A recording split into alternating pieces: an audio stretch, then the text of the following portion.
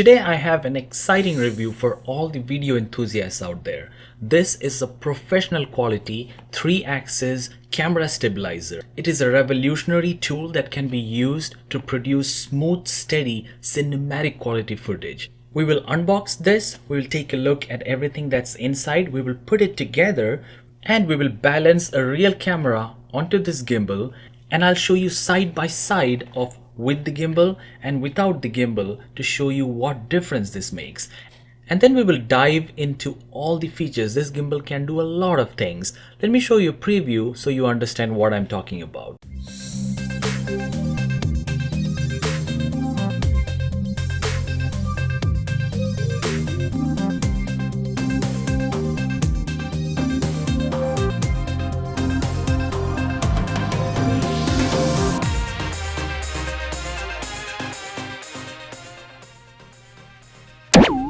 Wow, okay. Our unboxing did not start very well. And if I press it twice again, it is gonna go back to how it was before. I got it. Woo! That was close. And you just slide it, and you can see when you try to slide it, it won't come out. And if I want to lock the tilting mechanism as well, I can use this option right here and just lock it in place. And it says start calibration under auto tune. Let me show you how difficult the arm adjustment is. So I'm unlocking the arm and boom. See. So overall the DJI RS3 Mini is disappointing. Amazon sells something new and then they send us something that was used.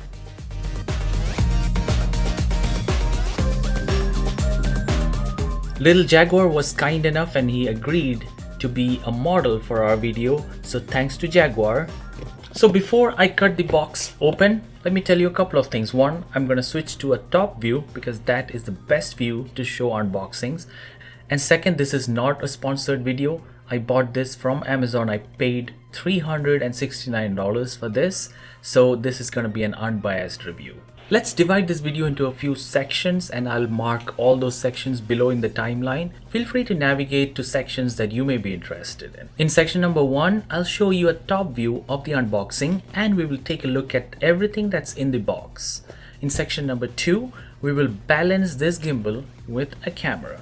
In section number 3, we'll take a look at some features, but I'll also show you side-by-side footage of with the gimbal and without the gimbal. And in the final section, we will go over all the features and deep dive into what this gimbal can do. So let's get started with the unboxing part. I don't think I need a knife. There's this tab. It looks like it can just pull open like so.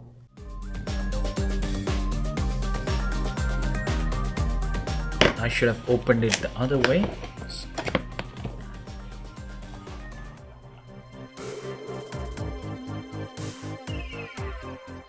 So there is the quick start guide. There's a box that came with it. Seems to be empty. Let me take a closer look at this. Ooh, it is an empty box.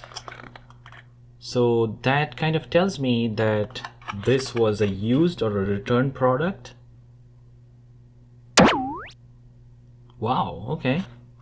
Our unboxing did not start very well.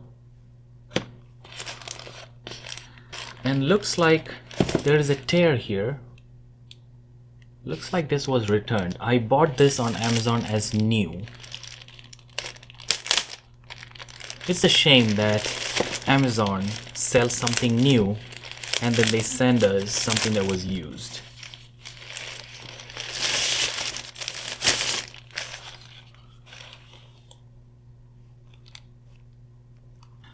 So there is the gimbal. Does not have many signs of use and wear. Let's take a look at this box.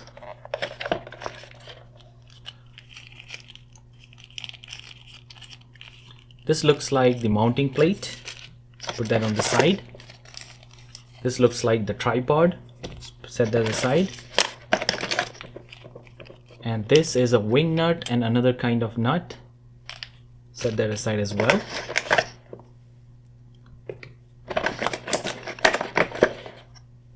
This cable is for connection to the camera. This is a cable for charging with a USB on one end and USB-C on other end. And nothing else in the box. Looks like that is it, but why was this box empty? Leave a comment in the description below. If you have experience unboxing this, can someone please tell me what should be in this box, please?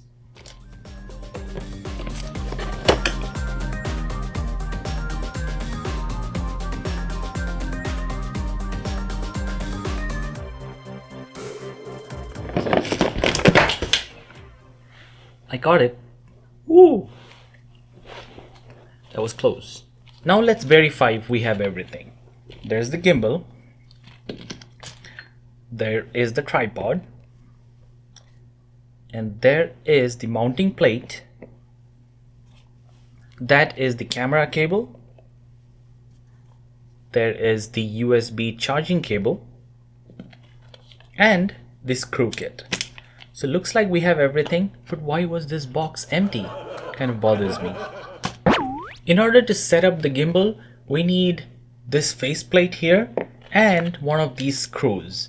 This has the wing nut. I like using the wing nut as compared to the other little nut here. So I'm going to use this wing nut. The first step is to insert this wing nut. You have to carefully make sure that it is inserted at a proper angle. And once it is inserted, you can just keep going and the wing nut should start coming out of the other side. Now it can be moved around freely in this slot. Let's attach the camera. All cameras, as you know, have a provision to attach these kind of wing nuts, or like it is right here. So now you can attach it to the camera like so.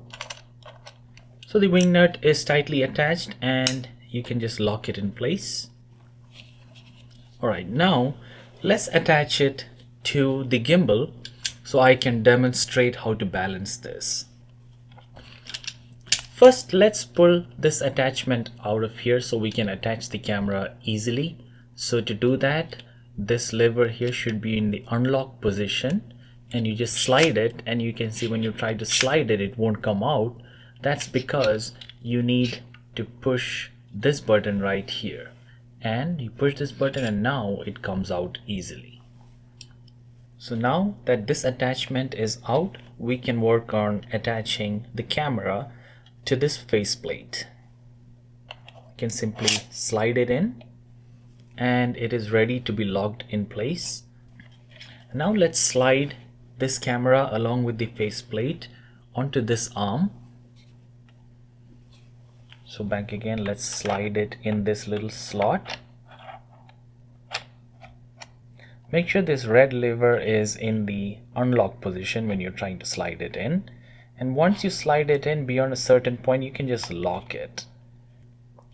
Now the camera is securely attached to the gimbal, but it's not balanced, which is why it is behaving weird and just rotating all over the place.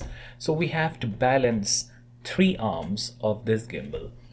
So before I demonstrate, let me lock the other 2 arms so I can focus on one of the arms and balancing one at a time. If I move this into lock position, it'll disable the pan. So I'm gonna lock that. So now as you can see, it doesn't move sideways. And I'm also gonna lock the rock arm, which is right here. And now if I lock that in place, it won't rock sideways. Now that we have locked the panning mechanism and the rocking mechanism, we can focus on the tilt. So this is the only arm which is moving freely because that is the only one that is unlocked right now.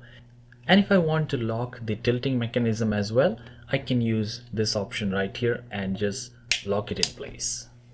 So right now all the 3 arms are locked. The gimbal is not going to move the camera at all, but that's not the use of a gimbal. A gimbal should move all 3 arms and axes freely, so it can be used to take stable footage no matter where we are moving the camera along with the gimbal, right? So as you can see, as soon as I unlock the tilt option here, the camera just goes up. That's because it's not balanced. So let's balance the tilt arm first. So in order to balance the tilt arm, you obviously have to unlock it. And now let's use this lever here and move it to unlock position. So this locks and unlocks the motor, and this, it helps us unlock and lock this movement here, which happens on the arm itself, right? So I moved it too far back, which is why the camera is going way down backwards. And if I move it way forward, which I'm gonna try and do, you have to lift it a little bit and then move it. That becomes easy because there's less resistance. Now that I moved it all the way up, the camera is gonna tilt forward because there's more weight forward. So I know that I need to move in the opposite direction of where the camera is going. So now the camera is tilted downwards, so I need to move it back, which is the opposite direction. So I'm moving back a little bit. Now that was too much, it went up again. So this is hard if your camera is a little bit heavy.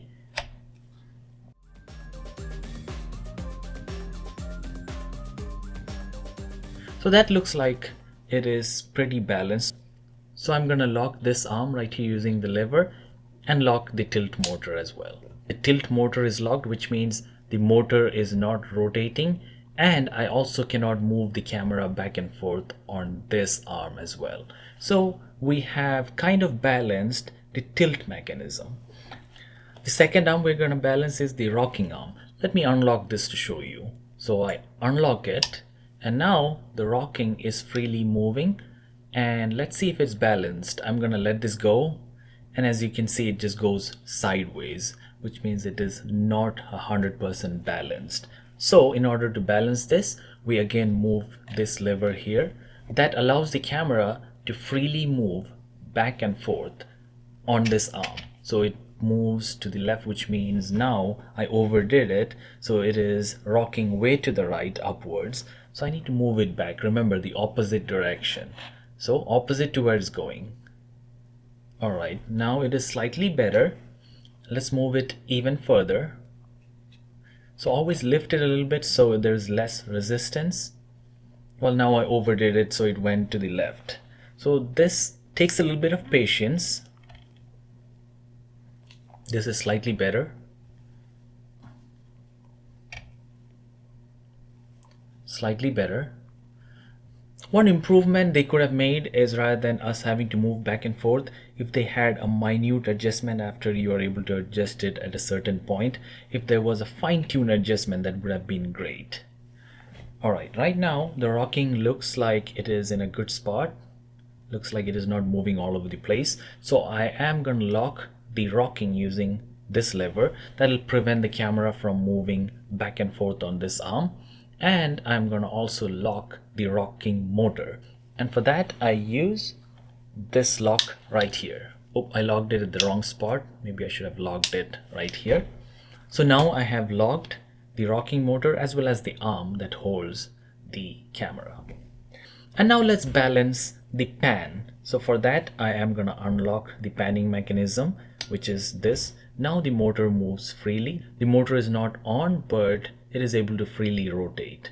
So there is your pan option, and that looks pretty balanced already. Maybe I got lucky, but to demonstrate, I'm gonna unlock this lever here and move the camera forward. And now as you can see, the camera just decided to rotate freely, so we don't want that, right?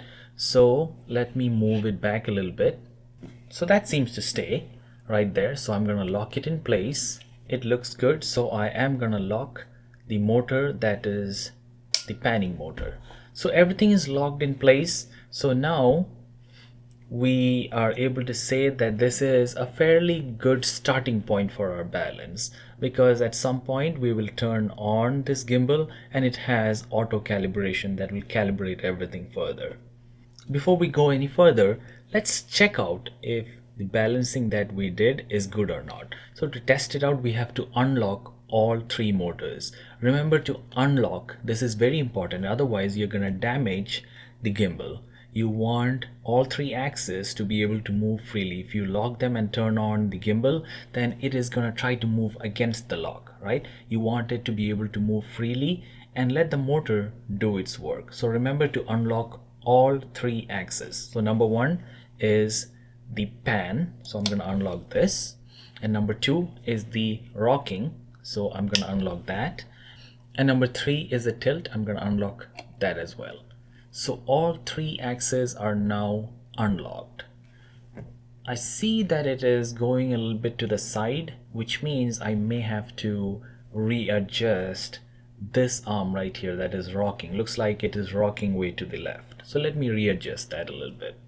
I'm going to unlock this arm a little bit and then move it a little bit.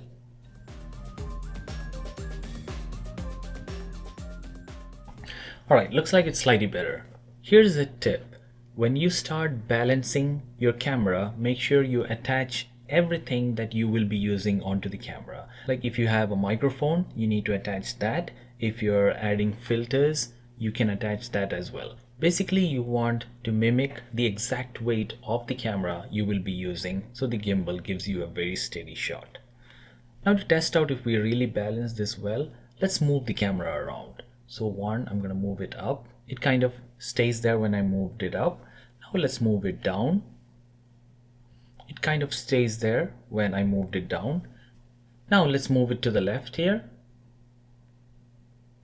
So that kind of stays as well. So wherever you move the camera, it'll stay there, which means you have a very good balance.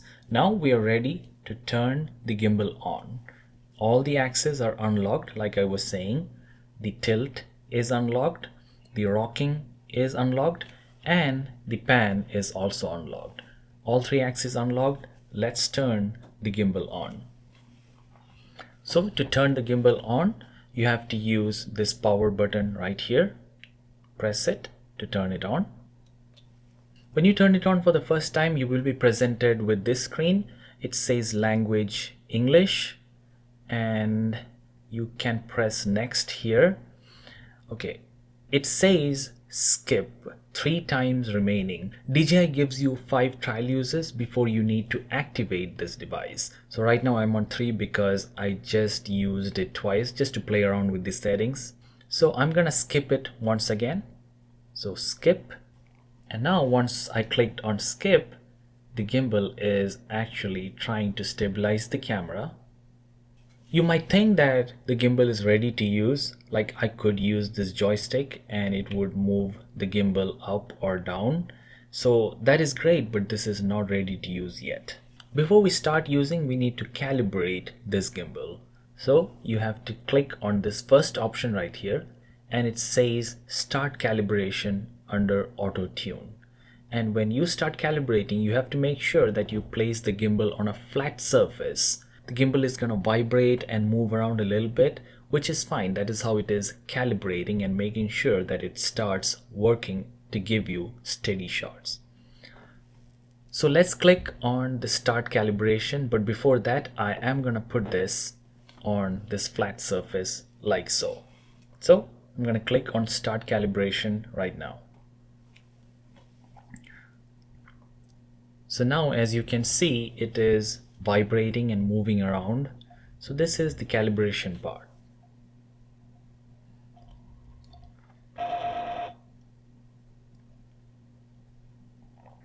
So looks like it completed the calibration. I really like the grip and the tripod. So if you collapse this tripod, you can hold it with 2 hands. And you can go one-handed. This gives you a little bit of a longer option. You have to make sure that the tripod is securely attached. Let's put it on the tripod again. And this, by the way, is the trigger. If I press it 3 times, it is gonna focus back on me. And if I press it twice again, it is gonna go back to how it was before.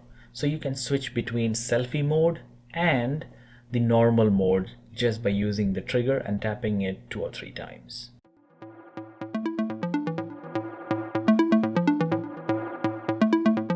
And now here are some footages showing you before and after shots. This is with the gimbal, and on the other side I'm showing you without the gimbal.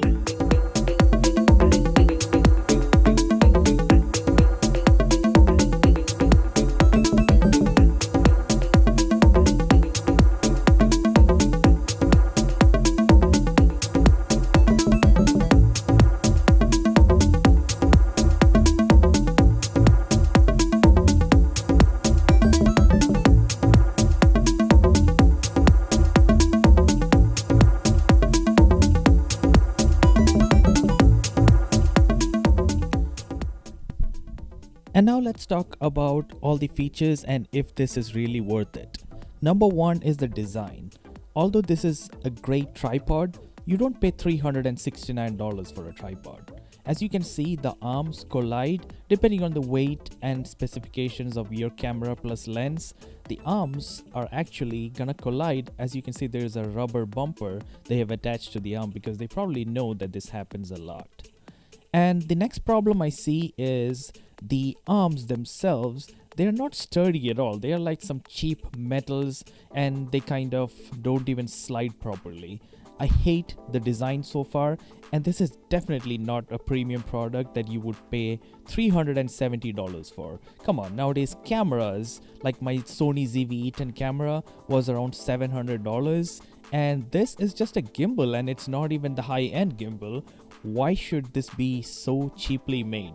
Yes, it has an OLED screen, it is supposed to have 3 motors, it's supposed to have this latest stabilization features, but this is just a fancy tripod that has some stabilization, but the build quality is actually not that great. Let me show you how difficult the arm adjustment is. So I'm unlocking the arm and boom, see how it went? It is just uncontrolled movement. You either move it too far or the movement is not good enough. So this is the state of that arm.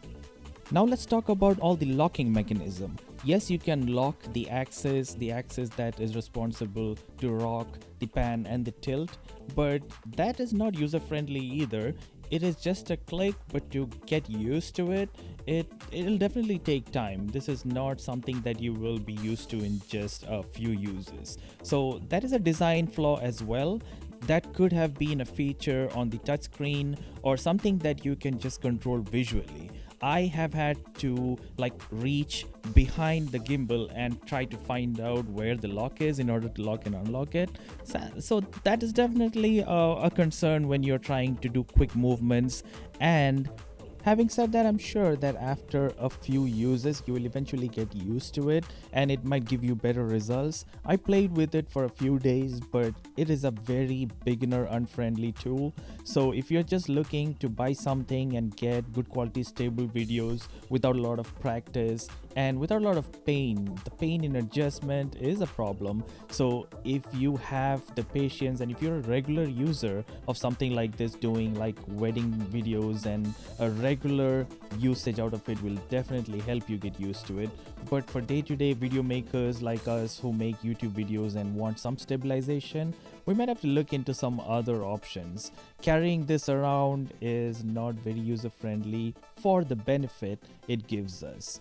It is lightweight, and after around 30 minutes to an hour of carrying this around and shooting, there was no fatigue in the arms and stuff. So lightweight is definitely a thumbs up, and the idea is great. It can do all kinds of movements and all axes, except that the accuracy is very disappointing. So you would be trying to focus on an object, but the gimbal will have its own mind, and it is very hard to focus on that exact object that you are trying to bring into the center of your shot. So of course that is again something that you will have to practice a lot, but you should have some control on the gimbal's movements. I just wish there was some resistance option or something that made it a little bit beginner friendly, so it doesn't move all around the place for beginners. At least it should be something that can be adjusted. And all the adjustments, unfortunately, there is no fine-tune adjustments. Everything is just abrupt. For example, I was trying to take a slow pan and tilt of a laptop, but unfortunately the joystick just moves way too fast. Even with some settings changes to a custom slow setting, the joystick was very sensitive. No matter what I did, it either moved way too fast or it was like terribly slow, and it was never a smooth pan or a smooth tilt. It was always abrupt, and that is probably something that you would eventually get used to with the joystick, but very difficult. So a lot of disappointments with this gimbal. I like the idea of this touchscreen. Some of the other older versions such as the Ronin SC does not have that touchscreen.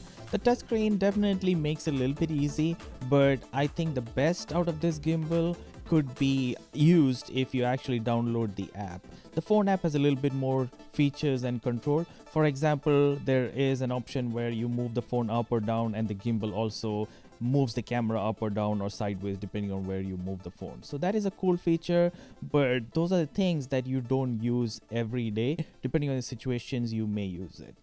And the auto calibration, as you can see, is a little bit of a problem. It just needs a very flat surface. The calibration, in my opinion, did not do a whole lot. So before the calibration, if I did some movements with the gimbal, and after the calibration, it was pretty much the same. I did not see a whole lot of difference.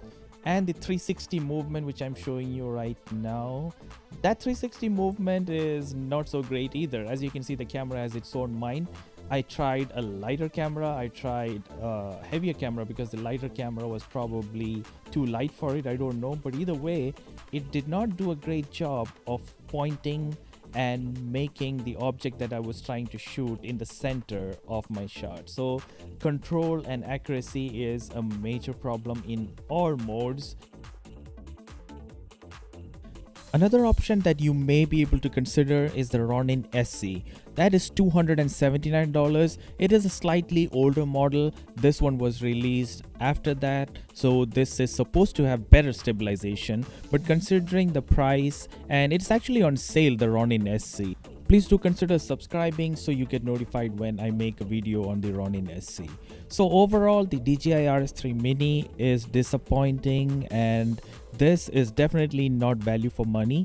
For that $380 or $370 that you would spend on this gimbal, you could put that money towards better lighting or a better microphone or any other tool that could make your video better.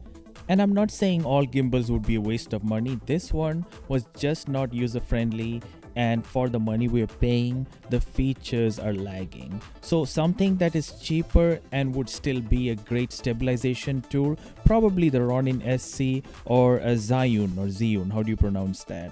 That might be a better option. I'll definitely try some of those and keep you updated, but this is a no-go for me. If you like this video, please give me a thumbs up, and for more content like this, please consider subscribing.